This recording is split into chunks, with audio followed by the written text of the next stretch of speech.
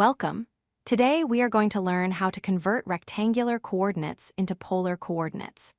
This is a fundamental skill in trigonometry and physics, allowing us to translate between grid-based positions and circular positions using inverse trigonometry. First, let's understand the difference.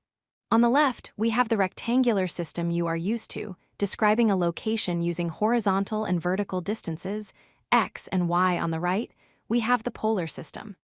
Instead of a grid, it uses a distance from the center, called the radius r, and an angle theta, representing the direction. The secret to converting between these two systems is to realize they form a right triangle. If we draw a line from the origin to our point, that line is the hypotenuse, r the horizontal distance is the adjacent side x, and the vertical height is the opposite side, y the angle theta is right there at the origin. Step 1 is finding the length of that hypotenuse, which is our radius r. Since we have a right triangle, we can simply use the Pythagorean theorem. R equals the square root of x squared plus y squared. For example, if we have the point 3, 4, the radius would be 5. Step 2 is finding the angle theta.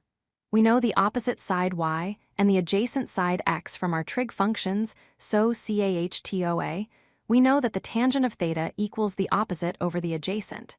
So, tangent theta equals y divided by x. To solve for theta, we need to undo the tangent function.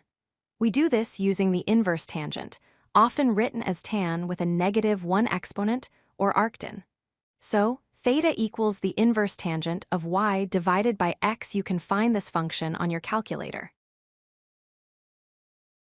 However, there is a trap. Your calculator isn't smart enough to know which quadrant your point is in. The inverse tangent function only gives answers between -90 and +90 degrees. This means if your point is on the left side of the graph, in quadrants 2 or 3, your calculator will give you the wrong direction. Here is how we fix it.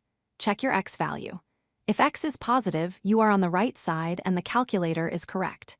Do nothing. But if x is negative, meaning you are in quadrant 2 or 3, you must add 180 degrees or pi radians to your calculator's answer to get the correct angle. Here is the summary of the process. To find the radius r, use the square root of x squared plus y squared. To find the angle theta, take the inverse tangent of y over x, and finally, always check your quadrant. If x is negative, add 180 degrees to your angle. If you like this video, hit that like button and don't forget to subscribe. Visit codelucky.com for more such useful content.